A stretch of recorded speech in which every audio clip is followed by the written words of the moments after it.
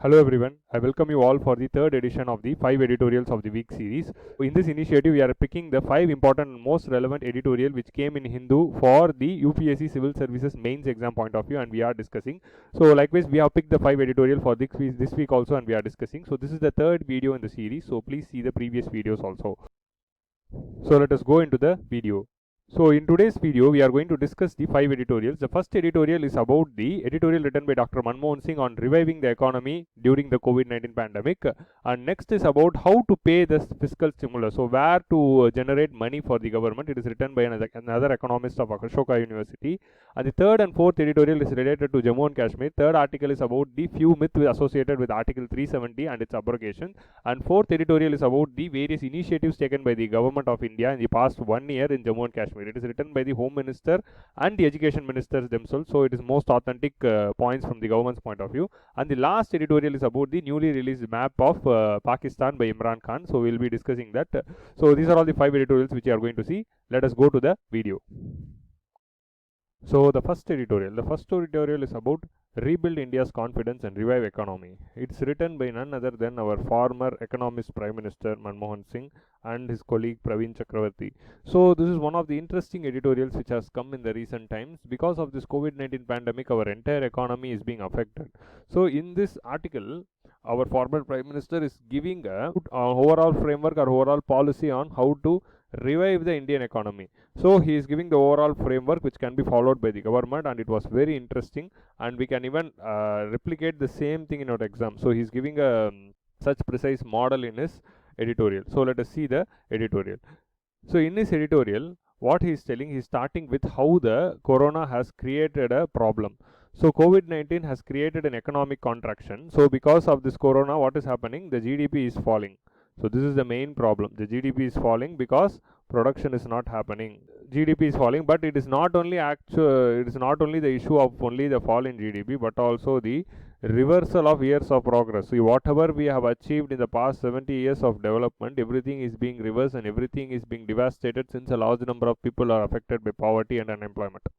Because people who are uplifted from the poverty, people who are below poverty line were uplifted, many of them were again falling back to the poverty line. This is one of the important issue, and again new levels of unemployment is being created. Even before we entered this corona pandemic, we had this unemployment crisis, and this COVID-19 has further worsened the already existing unemployment crisis. Okay, there is some urgency is needed with respect to, so what the government should do, that framework our former Prime Minister is discussing. So in that editorial, what the Prime Minister is asking is, he is asking the government to rebuild the confidence. So how this can be done? For this, he is giving a policy. So for that, he is dividing the economy into 4. That is government, consumers, or households, like we used to see in the national income unit. Then we are having firms or private, and then finally we are having financial institutions. So financial institutions are nothing but the banks or the one who provide loans. So first of all, what he is asking is, see, this consumers here have lost their jobs. So they have lost their jobs and they are unemployed, so they are not having money to spend. So money to spend is not there. So that is their main problem. Firms here, they have lost their business. So what is happening? Their production is falling. So production is falling and the company is going in losses because the business is not being opened. So what the banks, for banks, the NPA is further increasing. So when this is the crisis, what the government can do? For the government, the source of revenue called taxes are also falling now. So at this juncture, to revive the entire economy, what government can do? Government can provide the cash transfer to citizens. So they can provide cash transfer to citizens. So with this cash transfer, the citizens will have money. With that money, what they can do? If they are having money in their hands, they can buy goods in the economy. Because since they have lost the jobs and they are being unemployed, they are not having money in their hands. If the cash transfer is being provided, they will have money in their hands. So that is the first step which we have to do. The second step, which asking to provide autonomy to the banks. So more autonomy. And the bank should be asked to function freely. So only if the bank is given autonomy and asked to function freely, then only banks will get the confidence to give more loans. Banks will be lending more loans. Since the NPA is rising, Already the banks were facing the crisis of NPA. NPA was at 7.5%, but because of COVID-19, their non-performing assets might increase to 12.5%. So since the NPAs are rising, banks are losing confidence. So how to rebuild the confidence? You can rebuild the confidence by not just by providing the capital assistance alone. You should also provide additionally the autonomy in the functioning for the banks. If the banks are provided autonomy, they will get the confidence, so they will lend more. If the banks are ready to lend more and people are having cash to spend more, what will happen? So this lend plus lend will lead to investment. So this will provide the confidence for the corporate company to get more loans and produce more. They will get these loans which is given by the banks and they will invest in the business and they will produce more. Why they are producing? So that people can spend their money and buy. By this process, what is happening? People who lost their confidence because of their loss of their jobs are getting the money which they can spend, and the banks are getting autonomy with which they can lend more money. This lend and spend is indirectly helping the bank firms to invest more in the economy so that they will be producing more. So by doing so, what is happening? When the firms are producing more, this will in turn lead to increase in GDP. So this will lead to increase in GDP. Along with that, it will also create more employment because they are producing more and they are spending more, so more employment will be created. If more employment are created, again the consumers will be benefited and they will getting more cash, and that cash again they will be spending. So like this, the GDP of the nation will increase. At one side, we can bring out the economy from the contraction. On the other side, we can also address the unemployment problem. So if such a kind of a system is existing, international agencies will increase the ratings of India. The sovereign rating agencies will be getting confident about India because the financial institutions are strong and they will be providing the more rating. So this is what the former Prime Minister is suggesting the government to do. So give more money to consumers, give the autonomy to function for the banks so that firms are getting money so that they are spending and increasing the GDP and bringing out the economy from the contraction. So this is what the actual plan which is being suggested. The first step which he was suggesting, what? Increase more jobs in MG Narega, because more than 62 million people have demanded jobs in MG Narega in the June month alone. This is thrice increase. So normally there used to be only 20 million job demand, but here it has been 62 million. So thrice increase is there in the demand for job, because all the migrant players who have returned to their home are asking for MG Narega jobs. But this MG Narega, through MG Narega, they are getting the cash in their hands. So, but MG Narega is not only enough for the cashes. The cash transfer is needed. A separate cash transfer scheme is needed, where government is providing the cash to the citizens or consumers so that they can spend more and so that they can get the confidence back. But there is one criticism also. Since the government is giving the cash, the people will not return to job once the economy is opening up. But that is also a myth, and that is not true, because in USA also, USA government gave a lot of cash transfer to the people, but when the economy restarted, all the workers came back to work. So they were not just getting the cash transfers and sitting in home. So cash transfer is the best thing which we can do, and hence government should plan a scheme and provide the regular cash transfer to those who are unemployed because of this crisis. So that is the first step he is telling. Second, financial sector need confidence. They must be allowed to function freely and professionally. That is another thing which we saw. Then lend plus blend is equal to investment. By allowing bank to lend more and by providing cash transfer and allowing people to spend more, investment will increase.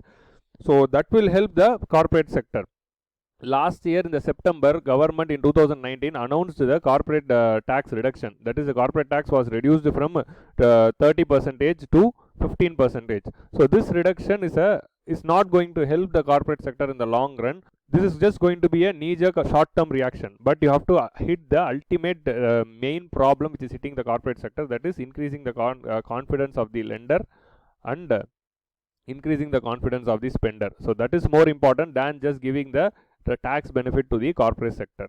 And trade restrictions like banning the trade with China is not going to help us in the long run. It is just going to disrupt our economy in the short run. So that is also a knee-jerk reaction according to the Prime Minister. So that is one thing he is telling.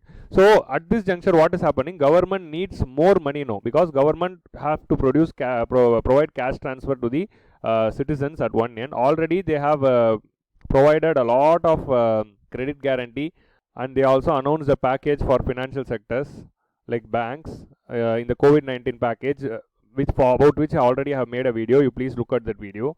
So various financial packages have been announced. Since the government is doing a lot of things, the need for money is increasing. Government needs more money, but what happened now? The one source of income for government is tax, but the taxes are falling since people are not getting regular income and since people are not spending more. Corporate tax is also falling. So when the taxes are falling, the only way left out for the government is to either borrow money from the international institutions, or so government can either borrow money from the international institutions or they can print money with the help of RBI. So this printing money process is only called as deficit monetization. So they are having two options now, but what the former Prime Minister is suggesting is that they are asking the government to borrow more. So government must spend more for cash transfer and credit guarantee given to the financial institution. Hence they have to borrow more and make use of all the lending programs of World Bank and IMF. So World Bank and IMF are having a lot of lending programs, so they should make use of all those things and get more money. But still, printing money should be the last resort. They should not go that, because it will create a lot of inflationary pressure. That is the main issue. So and hence we should not go for printing of money. So he's asking the government to borrow money from World Bank and IMF and spend more. So that is what ultimately is doing. By doing this, what will happen? The confidence in economy will be automatically built. He is also talking about this dangerous trinity. At one side, we are having this military crisis because of China. On the other side, we are having the health crisis because of COVID. So China, COVID, and economic crisis of recession. So we are having this dangerous trinity at the same time. We have to tackle all the three issues now, and hence the government should act as quickly as possible in order to save the economy and the people. Hence, alleviate the sentiments of fear and build confidence in the people's mind and revive the economy. So this is what the overall framework given by the former Prime Minister. You can remember that schematic which I drew, okay, and you can replicate the same schematic in the examination if the question is being asked in the mains. So next we are going to see an editorial written by an economist called Pulpare Balakrishnan, who is a professor of economics actually. So this is an editorial which is a response editorial to what Dr. Singh is written. Here the author accepts all the suggestions provided by Dr. Manmohan Singh in previous editorial, but he just contests on one area of providing external stimulus and he warns against it. So in the previous editorial, Dr. Singh said that we should borrow more. So we should go for the external borrowing. So Dr. Singh said that we should go for external borrowing from World Bank and IMF, and we should keep the money printing at the last resort.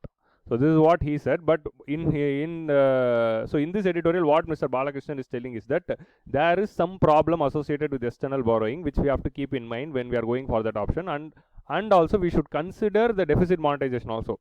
So we should not keep the deficit monetization as a last resort. We can also consider it now, because the situation is allowing for deficit monetization now. So we can also consider that. So that is what he is stressing here. So what he is telling, if government needs to spend more money, government fiscal deficit will increase. If the fiscal deficit is increasing, what government can do? Government can increase taxes. But are the citizens ready to pay taxes now? Government, on the other hand, is asking income tax department to give rebates to taxes. So tax collection is not going to help us. GST collection is also dipping. So tax is not a viable option. So the only option left with the government now to finance the deficit is that external borrowing or internal borrowing or printing money. So these are all the three options generally we study with respect to deficit monetization. So Dr. Singh suggested external borrowing, but in his article, Balakrishna is suggesting the opposite. He is suggesting these two options instead of going for external borrowing. Let us see how. So what is the problem in external borrowing? The problem in external borrowing is that if we get loan from IMF and World Bank, we will be getting loans in dollars. So if we are getting loans in dollars, we have to repay back the principal and interest in dollars. So dollars is a hard currency. Hard currency is that currency which is having the highest demand. So that is dollars. So we need to pay back in dollars. If we need to pay back in dollars, the demand for dollars will rise. If the demand for dollar is rising, then rupee will fall. The same inflation concept is applicable here. So that is the main issue. So what is the viable route to increase the dollars to pay back loan? We have to increase our exports. But is it a good condition to increase the exports now? No, because the world economy is not usual. Even before COVID-19 crisis, we had the world economy was contracting because of the trade war between the US and China. And apart from that, global demand also was falling. Now this COVID-19 crisis has only intensified the already existing issue. So the global economy is not ready to allow India to increase its export. So increasing exports is also not viable option. You have to repay the loan in dollar, but you cannot increase your export. So where you will go for dollar? So that will lead to fall in rupee only. So don't go for this action. This is the first warning he is giving in his editorial. The second warning which he is giving is, whenever we are going and asking loans from IMF and World Bank, what will happen? Sometimes IMF and World Bank can impose certain conditionalities. They can impose certain conditionalities in the loan when we are borrowing. So those conditionalities might be against India also. Like already we experienced the same in 1991. In 1991, when we had this economic crisis, we asked for loan with IMF. At that time, IMF gave us loan with a lot of conditionalities. You have to do this, you have to do that. So if we are accepting these conditionalities, we might lose our sovereignty. So they might affect our economic decision making in crucial sectors. So that's why we don't know what conditions they might impose. So there is this risk of conditionalities. That is the second point. Third one is negotiations during the pandemic. So if we need to get loan from IMF and World Bank, what we have to do? A lot of officers should go to IMF and World Bank. They should be doing this tedious process of negotiation, and there is a huge process of bureaucracy. So the entire bureaucracy of Ministry of External Affairs and Ministry of Finance should work for getting this loan. But in this COVID-19 time, our entire bureaucracy is working to face this pandemic. So at that time we cannot allow our bureaucracy to leave this pandemic issue and go for negotiations for loan. So we cannot divert the workforce there, because facing pandemic is more important than negotiating the loans. So that is one issue. And finally, that's what he is telling. Instead of going for external borrowing, he is asking us to go for internal borrowing through bonds. So bonds can be a viable option. So government can release government securities, and through this government securities they can receive money for spending. So generally when we are studying about deficit monetization, external borrowing is the most viable. Then only we'll consider internal borrowing, and the last resort only will be money printing. So but what he is telling, instead of going external borrowing, this is the right time for internal borrowing, because the economy is like that. We cannot be exposing our Indian economy to the external conditions now. So let us borrow from inside itself and spend inside itself. So that is what the author is telling in his article. And finally, what he is telling, printing money can also be a viable option. You don't avoid the option of having printing money. Generally we used to avoid this option called printing money. Why we used to avoid it? Because printing money will increase the inflation. If the government is just keeping on printing and giving the money into the economy, people will be having more money in their hand. That will increase the demand. If the demand is increasing, that will supply is not equal to demand, then that might lead to huge inflation. So printing money is not viable, because money supply will be shooting up. That's why we will avoid this option of printing money. But now what he is telling, our economy, this is our economy's normal GDP. Our GDP is already at rock bottom. It is already at rock bottom. So at this time, if you are printing money and giving money, it will just help our economy to come back to normal. Only if it is going above this, it is problem. But now, see, when the economy is normal, if you are printing money, that will lead to inflation. But when your economy is already in the recession, at this time if you are printing money, it will help economy to come back to normal. Already people are unemployed. Already people are not having cash. When the people are not having cash in their hands and they are unemployed, how they will spend? Since they are unemployed and they are not having cash, money supply is also very low. In this condition, you have to print money only. Then only you can bring this economy to normal. This is what he is telling. We are having this gap of, we can use this gap of printing money, and we should be very cautious. We should not allow the thing to exceed. So till it reaches the normal condition, we can print money. So that is what he is advising in this article. Deficit monetization might not be inflationary, as majority of people are unemployed and GDP is already contradicting. It might not trigger the inflationary effect. So this is what he is talking in this article. So what we can do, we can follow the, so if there is a question in mains regarding how to revive the economy, we can draw the entire schematic of whatever Dr. Manmohan Singh said, and along with that we can add this also. Okay. So let us go to the next editorial. So the next article which we are going to discuss is about An Year On, Article 370 and Kashmiri myth making. It was written by Happy Man Jacob. Happy Man Jacob is a national security professor in Jawaharlal Nehru University, that is JNU Delhi. So any article written by Jacob with respect to the internal security or national security or international relations is always worth. So he will just make that entire issue very clear. So don't miss the articles of Happy Man Jacob. So in this article, what he is focusing is that, so even though after a year, Kashmir is nowhere near becoming normal, and when the Article 370 was abrogated, it was celebrated all around the India, and both the houses of the parliament also accepted. But in his article, what he is stressing is that what that entire India is believing a myth. What is that myth? Is that entire India is believing a myth that Article 370 is problem for Kashmir. Whatever problem the Kashmir is facing, everything is because of Article 370, and that is the main issue of Kashmir. If this article is going, Kashmir will become normal. So this is itself a myth. That is what he is breaking in his article. So abrogation of Article 370 is more of a problem than a solution. That is what he is telling. So instead of it is not acting as a solution to the Kashmir issue, but it has added up to the already existing problem, and it has intensified the problem in the Kashmir Valley. So that is what he is telling. So the first myth what we were seeing is Article 370 is not allowing the private investments. So Article 370 allowed Article 35A. Article 35A says that only the local people of Jammu and Kashmir can hold land, outsiders cannot hold land. So that is what it is. That's why the outside private investments are not coming. People from outsiders are not coming to Jammu and Kashmir because they cannot buy land and they cannot start business. So this was the argument given by the government. Private investment is not coming to Jammu and Kashmir because they cannot buy land and they cannot start the investment. But it is not true. Private players are allowed to lease lands. They cannot buy land, but they can lease land and start business. No private player will deny the opportunity of leasing a land and starting the business. So private players are not coming to Jammu and Kashmir not because of Article 370 or 35A, but because of militancy. Okay. There is terrorism and there is militancy in Jammu and Kashmir, and always there is some bomb blast or always there is curfew.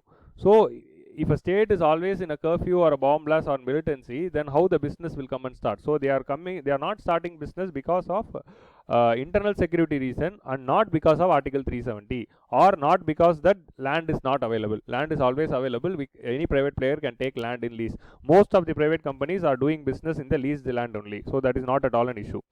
So stalling development. Private sector can lease the land for starting their venture, but that is not the reason for non-development. The main reason is militancy and not Article 370. And why militancy is there in the Kashmir? Again, the reason for militancy in Kashmir is not Article 370, but because of lack of autonomy. They are asking for more autonomy, and that's why there is militancy, and not because of Article 370. Article 370 was satisfying those peoples there. So that is what the first argument he is giving.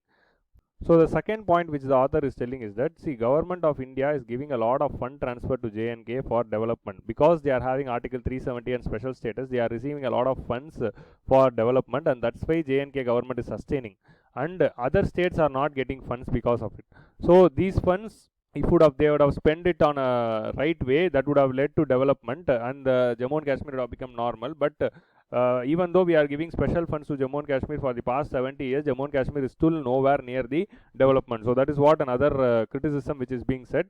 But the actual problem is that, yes, we are giving funds for past 70 years, but that funds are not providing development because of the bloated bureaucracy. So Jammu and Kashmir is not having this right-sized bureaucracy in the triangular structure. So we should be having like this. So Group C, Group B and Group A, it should be like in a triangle with the number of officers in the Group C in highest level, and Group D should be the highest. So it should be like this. But Jammu and Kashmir is having a bloated bureaucracy. It is having a higher number of employees than the normal. So that's why whatever fund which the center is giving, it's going for the revenue expenditure. So salaries paid to the government servant comes under the revenue expenditure. So whatever fund government of India is giving, it is going as a revenue expenditure to the state, and that's why the money is not being spent to the development. So here Article 370 is not problem. 370 is just allowing for the funds to be transferred. But what we have to do now, instead of abrogating 370, we should have checked on the bureaucratic reforms. So bureaucratic reform should have been done, and the unwanted person should have should have given VRS instead of abrogating Article 370. This is what the second argument which is being discussed. Again, there is also one of the most common argument is that what government said when they abrogated Article 370 is that if we abrogate the Article 370 and make it union territory and take that entire thing into the central government's control, we can provide development quickly. Actually, J&K is lacking development. If we provide development quickly to the state, this development will defeat the insurgents. So development will defeat the militancy is what the argument given. In order to provide quick development only, we abrogated. But what is the actual reason for militancy in Kashmir is not lack of development, but it is a different thing. Development will defeat militancy is the next myth about the Jammu and Kashmir. The militancy is taking place in Jammu and Kashmir is because of the historical grievances. See, for the past 60 years, there has been lack of autonomy in Jammu and Kashmir, and there has always been a dominance of union government over the state and politico-ethnic demands. So the militancy is one of the main reason is for a separatism. They are asking for a separate nation.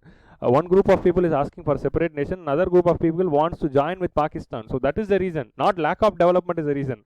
And Pakistan is also increasing the religious radicalization in Jammu and Kashmir, and that is only is causing militancy. So this increased religious radicalization is causing militancy and not the lack of development. And hence, government, instead of abrogating 370, what they could have done, they could have got the confidence of the people. They could have got the confidence of people by eliminating these elements who are creating radicalization in the Pakistan, and by various other confidence building measures instead of abrogating. Abrogation of Article 370 has further created the gap between the government and the people. So that is one thing. And even after 1 year also, why the government couldn't lift the curfew? Why government is still keeping that entire Kashmir in the lockdown is that if at all the lockdown is lifted, the violence will rise. Already, even if, with this much curfew and violence, there has been increased militancy in the region. So militancy has increased after August 5, 2019. So prior to that and after that, if we compare, the militancy has increased in Jammu and Kashmir, and a lot of encounters are being taken place on a regular basis. So abrogation of Article 370 has not made the people happy there. And democratic elements, like for example, for the past 60 years, people like National Conference of Farooq Abdullah, Umar Abdullah, or PDP, and various other political parties of Jammu and Kashmir, who are taking part in election and ruling the government there. So if the person is taking part in election, which means that they are believing in Constitution of India and they want to be pro-India. This pro-India elements who are in Jammu and Kashmir, like Farooq Abdullah, Umar Abdullah, or Mehbooba Mufti, all these people are also have turned hostile. Because government after abrogation arrested them and kept them in house arrest. For example, they were in house arrest for more than 1 year. All these years these people were with India. Now these people who are supporting India are also going against India because they are in the house arrest. So it is not at all helping, is the main argument given by the author. And finally, what the major people are thinking, that Article 370 is creating asymmetric federalism. So asymmetric federalism means in federalism there will be union government and there will be state government. This state government will be treated equally. They will be having symmetric powers. All will be having equal powers. That is symmetric federalism. Asymmetric federalism means there will be union government and one state government will have more powers when compared to other state government. In India, Jammu and Kashmir is given a lot of special provision when compared to other states like Himachal Pradesh or Tamil Nadu. Or Northeastern under Schedule 5 and Schedule 6 are given more autonomy. And there is another article called Article 371 A, B, C, D, E, F, G is providing a lot of special provisions. So asymmetric federalism is there in India because to gain confidence of the people in that region. People were not having confidence in that region, so we brought this concept of asymmetric federalism and we gave more powers to people in the northeast and we gave more powers to people in the Jammu and Kashmir just because to gain their confidence. Now if we are removing this asymmetric federalism, this will further move the people away from the government of India only. It will further irritate them only.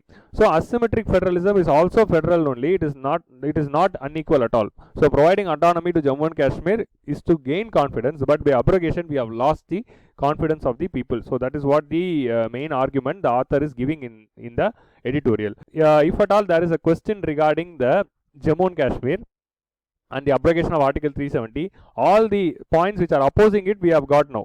All the points which are opposing the move of abrogation we have got now. So, but in UPSC examination we cannot always be opposing the moves of the government. We should also know the points which supports the move of the government. Why government abrogated and what the government has done in the past 1 year.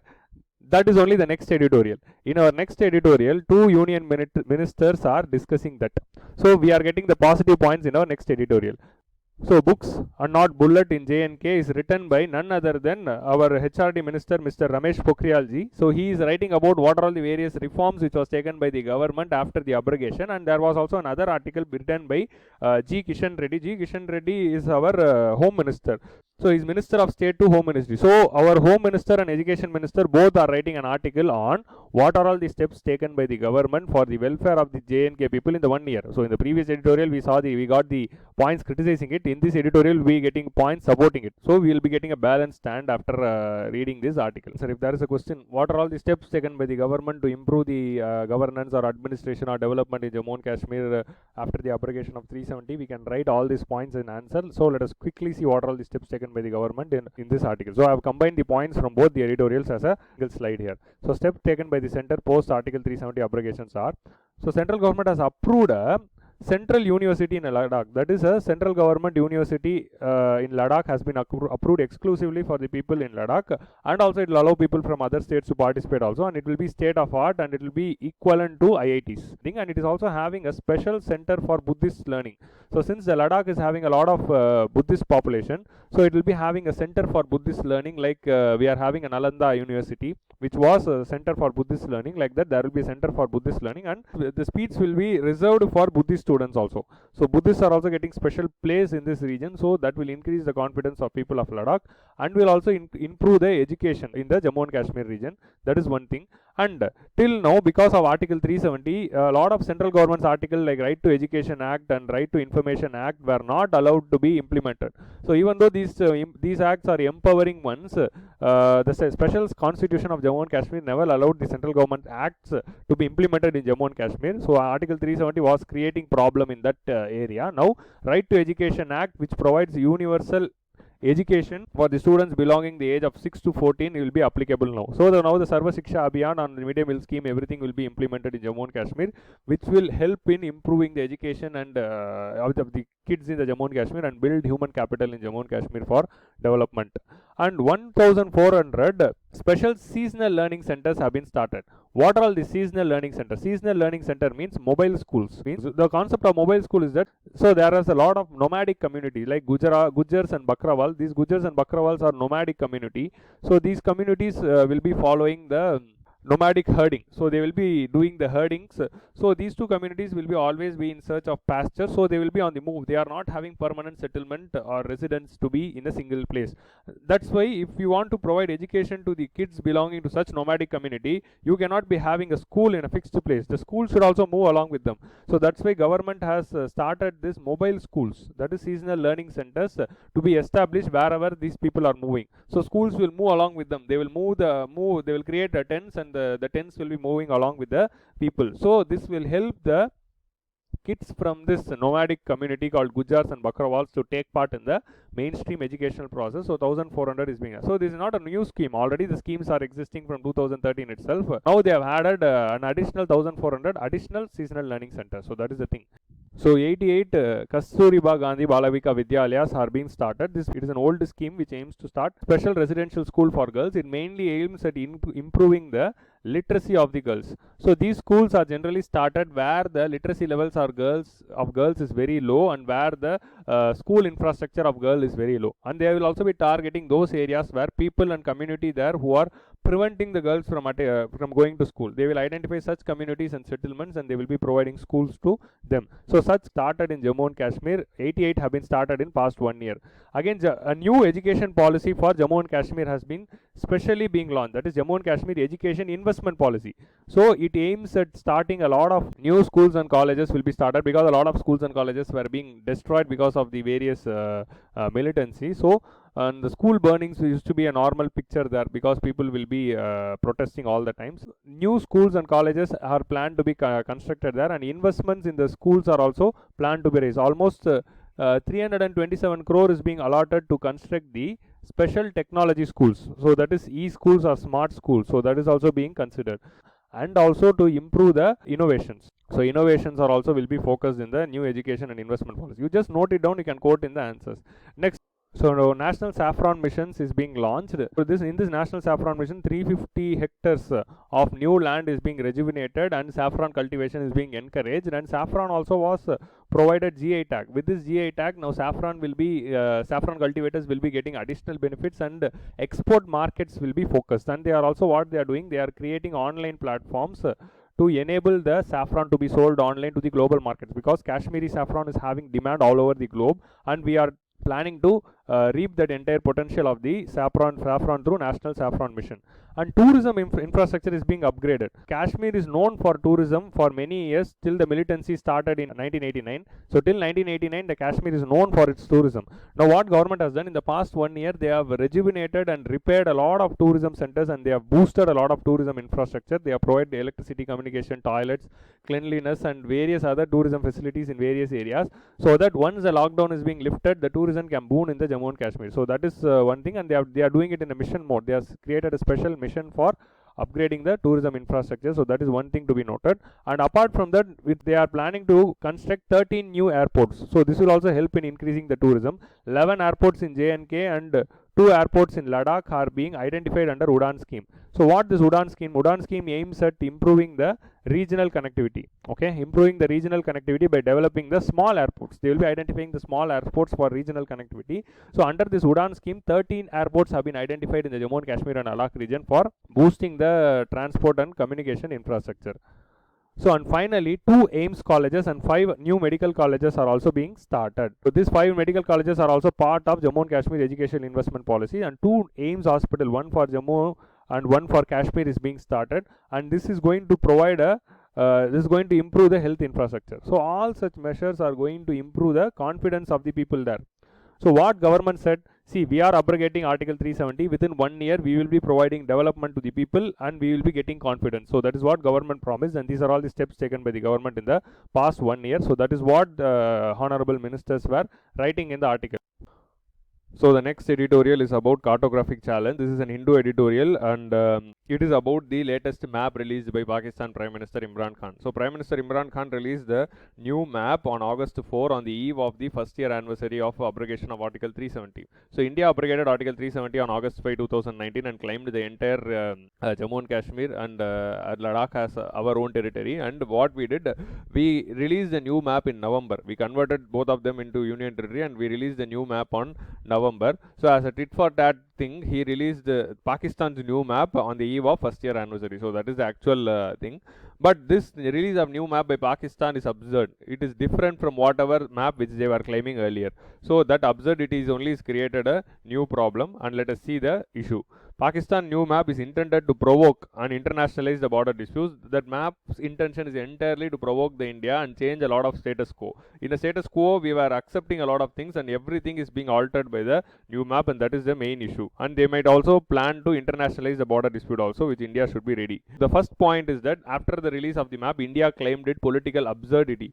Okay, political absurdity and territorial aggrandizement supported by cross-border terrorism. So this is what the condemnation given by India. We can note down these official words and we can quote in the main answer. And territorial aggrandizement, because Pakistan is claiming new territory. So Junagadh was never part of Pakistan at all, but never in the discussion between India and Pakistan at all in the history, but they have claimed it. So that is why it is territorial aggrandizement. So now there is a second peculiar thing. So there is a lot of differences between the new map and old map as per the claim of Pakistan itself. In the old map of Pakistan, generally they used to demarcate this Jammu and Kashmir region, which is under India's control, as disputed territory. They used to include the Gilgit-Baltistan region and Pakistan region as their own, and generally they used to demarcate this Kashmir under India as disputed territory alone. But in the new map, they have claimed the entire Kashmir as their own. So that is one of the first absurd claims by Pakistan. So another absurd thing which they have done is that they have changed the nomenclature of the India occupied Kashmir. That region of Kashmir which used to be, which is under India's control, is called as India occupied Kashmir or IOK. Now they have changed the nomenclature and they are calling it India illegally occupied Jammu and Kashmir. They have just added an I. So this is another funny thing which Pakistan has done with respect to the new map.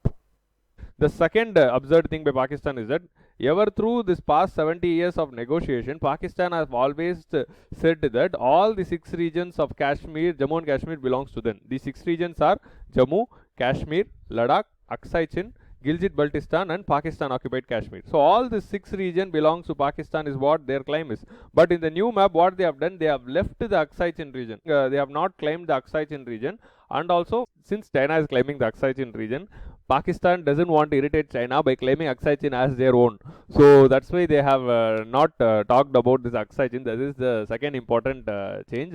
The third change done by Pakistan is in the Sir Creek and Siachen region. So Siachen is a glacier which is located in the Karakoram ranges. So this Siachen glacier was again a disputed region. Half of the Siachen glacier is under India's control, another half is under the Pakistan control, and we have drawn a line there also. That line is also called as actual ground position line. So actual ground position line is one demarcates the India's holdings and Pakistan's holding, but now Pakistan has claimed as entire Siachen as their own. This is an absurd claim again. That is one which alters the status quo. Another important change is Sar Creek. So Sar Creek is a small creek region. It is a small creek of inland waters located in the mouth of Indus in the Gujarat-Pakistan border. So it is in the exact tip of the Gujarat border. So this Sar Creek region was important reason for 1965 war also. So but in this Sar Creek map, if you could see, red line here is the line which is claimed by India, and India claims that the border in the Sar Creek will come in between the creek. So any water body, according to the international rules, any water body, if it is there, the center point will be the border line. That is only the rules according to UNCLOS also, or it is also called as Talwak principle. But what the Pakistan is claiming the green line, that is the eastern bank of Sar Creek. So they are claiming the border there. So that is a dispute going. Now in this new map, Pakistan has added this entire Sar Creek as their own. So next absurd thing is Junagadh. So in 1947, when the independence was given, the king of the Junagadh decided to join the Pakistan, but the people in Junagadh were always supporting to join India. So that is the actual condition. Since the people of Junagadh wanted to join India, what government of India did? Government of India created a blockade in Junagadh. So when the India created a blockade in Junagadh, the Junagadh's king escaped to Pakistan through air and left the Junagadh state just like that. Then Indian army entered into the Junagadh state and conducted a referendum there. Indian army just didn't go and took Junagadh under their control. They conducted a referendum there of 2 lakhs people almost roughly who voted. Only 91 people voted in support of Pakistan. All the other rest of the people, or 1.9 lakh people, voted in support of India only. So that is the actual case, and that's why Junagadh was acceded to India. And Junagadh is not the territorially aligning with Pakistan also. It is not territorial continuation of Pakistan also. It is a landlocked region in the Kathiawar region. So it is impossible for Junagadh to be with Pakistan. So that's why Junagadh was acceded to India with the support of people. So it is not an absurd claim by India, but and over the period of time in the past 70 years, Pakistan has never raised this Junagadh issue, and it was considered to be a solved one. By newly again claiming Junagadh as their own, Pakistan has started a new dispute. So till now our dispute was going only with respect to Siachen Glacier, Jammu and Kashmir and Sar Creek. Now a new dispute has been started with the new claim of Junagadh, and it is just adding to the already existing problem and confusion. So that is another absurdity. And finally, Pakistan will not only leave this here, Pakistan will internationalize this dispute, since on one side China is having a border dispute about which we already done a video, and on another side Nepal released a new map, and that is creating a new border dispute. So to match all these two, Pakistan also released another thing. So all the three nations are creating a cartographic, that is a border dispute now simultaneously. So surely it is a coordinated move only, and they might take it international. They might internationalize the move. So India should be ready and prepared to face the issue internationally. So that is what the author of this editorial is claiming at last. So thank you everyone. We have come to the end of the video. So today we discussed 5 important editorials of the previous week. So note down all the points and revise regularly, because revision is very important for the mains. We'll meet next week with another 5 editorials. Thank you.